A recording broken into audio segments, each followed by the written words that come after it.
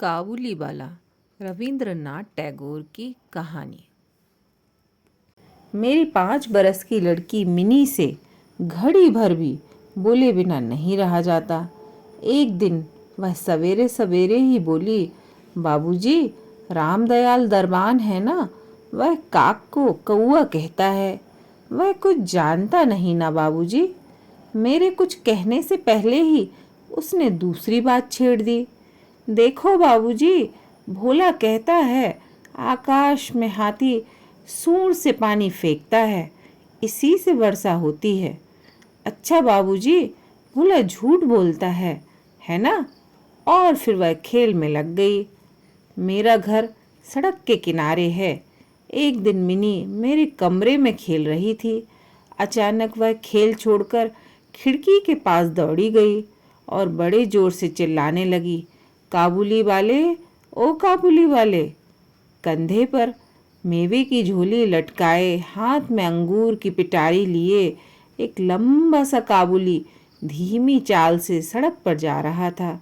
जैसे ही वह मकान की ओर आने लगा, मिनी जान लेकर भीतर भाग गई। उसे डर लगा कि कहीं वह उसे पकड़ न ले जाए। उसके मन में यह बात बैठ गई थी कि काबुली वाले की झोली के अंदर तलाश करने पर उस जैसे और भी 2-4 बच्चे मिल सकते हैं। काबुली ने मुस्कुराते हुए मुझे सलाम किया। मैंने उससे कुछ सौदा खरीदा। फिर वह बोला, बाबू साहब, आपकी लड़की कहाँ गई? मैंने मिनी के मन से डर दूर करने के लिए उसे बुलवा लिया। काबुली ने झोली से किशमिश और बादाम निकालकर मिनी को देना चाहा, पर उसने कुछ ना लिया। डरकर वह घुटनों से चिपट गई। काबुली से उसका पहला परिचय कुछ इस तरह हुआ। कुछ दिन बाद किसी जरूरी काम से मैं बाहर जा रहा था। देखा कि मिनी काबुली से खूब बातें कर रही है और काबुली मुस्कुराता हुआ सुन रहा है। मिनी की झोली बादाम किशमिश से भरी हुई थी। मैंने काबुली को अठन्नी देते हुए कहा, इसे यह सब क्यों दे दिया? अब मत देना। फिर मैं बाहर चला गया। कुछ देर तक काबुली मिनी से बातें करता रहा। जाते समय वह अठन्नी मिनी की झोली में डालता गया। जब मैं घर लौटा तो देखा कि मिनी की माँ काबुली से अठन्नी लेने के कारण उस पर खूब गुस्सा हो रही है। काबुली प्रतिदिन आता रहा। उसमें किशमिश बादाम दे देकर मिनी के छोटे से हृदय पर काफ़ी अधिकार जमा लिया था। दोनों में बहुत बहुत बातें होती और वे खूब हंसते। रहमत काबुली को देखते ही मेरी लड़की हंसती हुई पूछती, काबुली वाले, ओ काबुली वाले, तुम्हारी झोली में क्या है? रहमत हंसता हुआ कहता, हाथी। फिर वह मिनी से कहता, तुम ससुराल कब जाओगी? इस पर वह उल्टे रहमत से पूछती, तुम ससुराल कब जाओगे?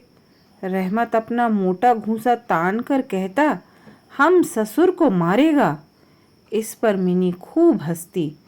हर साल सर्दियों के अंत में काबुली अपने देश चला जाता। जाने से पहले वह सब लोगों से पैसा वसूल करने में लगा रहता। उसे घर घर घूमना पड़ता, मगर फिर भी प्रतिदिन वह मिनी से एक बार मिल जाता।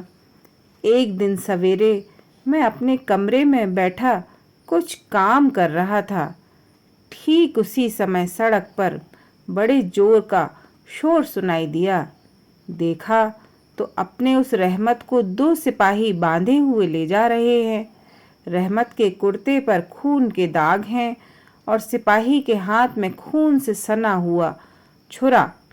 कुछ सिपाही से और कुछ रहमत के मुंह से सुना कि हमारे पड़ोस में रहने वाले एक आदमी ने रहमत से एक चादर खरीदी। उसके कुछ रुपए उस पर बाकी थे, जिन्हें देने से उसने इनकार कर दिया था। बस इसी बात पर दोनों में बात बढ़ गई और काबुली ने उसे छुरा मार दिया। इतने में काबुली वाले कहती हुई मिनी घर से निकल आई। रहमत का चेहरा क्षणभर के लिए खिल उठा। मिनी ने आते ही पूछा, तुम ससुराल जाओगे? रहमत ने हंसकर कहा, हाँ वहीं तो जा रहा हूँ। रहमत को लगा कि मिनी उसके उत्तर से प्रसन्न नहीं हुई। तब उसने घूंसा दिखाकर कहा, ससुर को मारता, पर क्या करें, हाथ बंधे हुए हैं। छुरा चलाने के अपराध में रहमत को कई साल की सजा हो गई। काबुली का ख्याल धीरे धीरे मन से बिल्कुल उतर गया और मिनी भी उसे भूल गई। कई साल बीत गए। आज मेरी मिनी का विवाह है, लोग आ जा रहे हैं। मैं अपने कमरे में बैठा हुआ खर्च का हिसाब लिख रहा था। इतने में रहमत सलाम करके एक ओर खड़ा हो गया। पहले तो मैं उसे पहचान ही ना सका। उसके पास ना तो झोली थी और न चेहरे पर वह पहले जैसी खुशी। अंत में उसकी ओर ध्यान से देखकर पहचाना कि यह तो रहमत है। मैंने पूछा, क्यों रहमत, कब आए? कल ही शाम को जेल से छूटा हूँ, उसने बताया। मैंने उससे कहा, आज हमारे घर में एक ज़रूरी काम है, मैं उसमें लगा हुआ हूँ। आज तुम जाओ, फिर आना। वह उदास होकर जाने लगा। दरवाजे के पास रुककर बोला, जरा बच्ची को नहीं देख सकता? शायद उसे यही विश्वास था कि मिनी अब भी वैसी ही बच्ची बनी हुई है।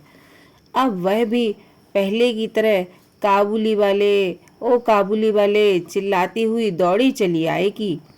उन दोनों की उस पुरानी हंसी और बातचीत में किसी तरह की रुकावट ना होगी। मैंने कहा, आज घर में बहुत काम है, आज उससे मिलना ना हो सकेगा।